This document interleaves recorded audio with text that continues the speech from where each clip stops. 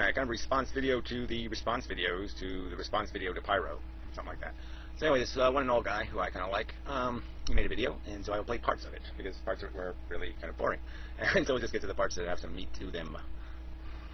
Hey guys, this is an indirect response to Pyro. He made a video about a new interpretation he has of Inmendham's position, and I'm always for new interpretations and rephrasings. I think it gives a great diversity to the discussion. Yeah, I suppose so, but it's part of what Pyro's reinterpretation. Again, we're going to keep tripping over these words. You know, using the word material instead of the word, you know, real or absolute or objective, or, you know, I just don't, you know, it's really going to get tough if we have to all have our own word for something, and then we all have to agree to accept each other's word as meaning what we think it means, you know, or something like that. I mean, it's just a little bit annoying, and we're still kind of tripping over that. Pathways for future insights, and that's I'm all for that. I think he has some good phrasings there. And I'm going to attach it to his video just for wider context. But I think that there was a central issue missed, that of Inmendham's main position, that of the zero-sum game model. And although I don't necessarily agree with the conclusions that Inmendham draws thereby, I think the raising of the issue is very important. Because yeah, but I don't even know if there's conclusions that are drawn based on that model. I mean, the model is the conclusion. The conclusion is that if you perfect life, take out all the negatives, you've reached a zero sum. You've taken care of, you've cleaned up all the mess. But there isn't anything to do beyond that. So if you achieve the zero sum, in a way, you've undone life entirely anyway. Because you're still left with the fact that there's nothing to accomplish beyond satisfying need that doesn't need to exist. And, I mean, I've said that before, and I can keep saying it, and you know, people just keep ignoring it. But really, I mean, to serve a need that doesn't need to exist is sort of the definition of waste. We get complacent because you know, we're in the game of life, and we don't tend to naturally, I think, question the rules of the game. Yeah, that's good. Yeah, exactly. I don't think we tend to naturally. Yeah, we're not naturally objective. That's something you have to intellectually impose. And I could use an example. So I sort of thought of it before. I said, well, when did I start getting the idea of this objective thing? I remember when I was a kid, you know, 5 years old. There's a kid at school, and I sort of liked him, but he had wax in his ears, and it creeped me out. You know, I just couldn't be friends with him because he had wax in his ears. Now, you know, it was kind of a silly reason not to like somebody, and it bothered me that, you know, the fact is that, you know, I like this guy, but he's got wax in his ears. And I don't know if I got the concept of objective and just the fact, but I definitely was getting the concept of subjective, and that, well, how come it doesn't bother other people and it bothers me? And so I was sort of bothered by the fact that I was bothered and other people weren't bothered. And so I was getting that idea that bother was not necessarily a word that you could put in each person's head and it was the same. Where headache might be a little more, you know, everybody kind of knew what that was, or broken leg, or, you know, there was things that were common, and then there was just things that weren't so common. And that we had these preferences and attachments and desires and wants that weren't consistent from people to people. And somebody could want something I didn't want, and somebody could be revolted by something I wasn't revolted by. That's what he's primarily doing, and I think that is a very not only valid question and position to have, but a very useful one to have. You always have to have that kind of nagging irritation of why are things the way they are? Can they be improved? Are the rules fair, etc.? Yeah, well, I don't think you know, obviously, like I said, if you get to that zero sum, you don't have to have the nagging irritation anymore because you cleaned up all the messes. And you have, you know, optimized the relationship between, you know, desire and satisfaction to such a degree that you only have the bare minimum but is desire needed to create satisfaction. So whatever desire would exist would be benign desire that never turned into harsh deprivation or real substantial suffering, and something like that. But even that's going to get tricky, because the zero sum might require the complete elimination of all motivating dissatisfaction. So just please allow another interpretation of the position, an economic interpretation.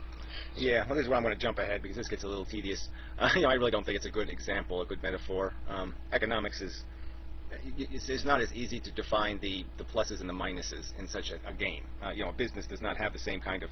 It not only has different productions and consumptions built into it. There's more than one kind of fuel. I mean, there's what it produces as a product. There's what it consumes in terms of what it costs the laborers. There's, you know, efficiency compared to other business models. So it's just not. It's not as clear a comparison. Not a good metaphor. So anyway, advanced further along here. A and life B, just have one. So I think we still have to honestly question this life and say what are its purposes and is our input into it, whatever that input is. I'm not exactly sure what that input is. But see, that's the thing. I mean, is it that complicated to define the equation? Let's look at it as if it was a machine. Whether it's a 19th century steam engine or whether it's a modern combustion engine. The point is you get work out of it, right? It does work, and so that's a positive. And then it consumes fuel, and fuel we'll say is a value. So that's the consumption end. And you just measure what you have to put into it, how much work you have to put into creating the fuel versus what you get as a product, the value of that. And so if you metaphor that to life, you can see that the fuel of life is this price we pay, the suffering, the deprivation, the dissatisfaction, the negative pain and emotions that human beings have to endure. That we could qualify as the fuel. That's what gets expended to produce. And then the production, weirdly, is essentially, you can describe it in two ways. The first part of the production is to actually eliminate how much fuel is consumed. So part of the production would be eliminating suffering or a negative. What else is there to produce? This illusion of satisfaction. Now that's the tough one to qualify. And I'm arguing that is just that. It's an illusion. That's really made out of a negative disposition that we possess natively. We're natively possessed by negatives, and every time you extract a negative from us, you create in us the illusion of a positive because you've made us less negative. And so I would argue that something like an orgasm would be a temporary state of freedom from all negative. All negative is being extracted from you. Unfortunately, it refills rather quickly. Input into it. Is it worthwhile? Does it promote some benefit? So I think yeah, well, like I said, the benefit would be eliminating or preventing suffering, mitigating against it, and that's the catch, like I said, because eventually you'll just mitigate against all deprivation, and you'll kill all cause to run the machine. These are very important questions that need to be raised. However, the basic problem I have with the conclusions that Inmendham draws is I'm willing to allow a zero-sum gain model. Yeah, so am I. But I'm just saying I don't think it's a practical matter. Like I said, if the zero sum is perfection, that's the truth of it. Achieving the perfect balance is the zero sum. Now you no longer have a deprivation left over. You no longer have a remainder, or however you want to describe it. You've cleaned up the mess, so there's no mess possible anymore. There's lots of people who are going to argue with you and state quite clearly that you have to have the deprivation to have the illusion of positive. So you're going to have to create some artificial negative just to create an excuse to have the illusion of positive, so that you're still in a trap. And it's very difficult to perfect based on this instrument. And the instrument can't be fundamentally changed. I mean, that's why I point to our origins as the problem. We're based on a bad model, consumption and reproduction for no purpose. In the way that it refers to a non-profit organization, I'm very willing to allow a non-profit organization to exist and to continue. Well, like I said, I just think it's a bad metaphor.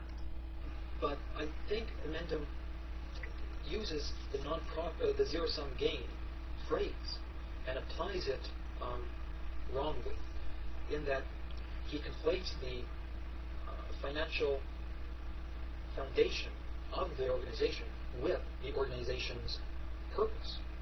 Well, again, we don't have any purpose beyond satisfying what are subjective desires, what are basically just addictions, which are in turn are just projections of value. So there's no real value that we're chasing, and we're clearly paying a price for the chase. So I just don't see why. I would argue that you have conflated the zero sum.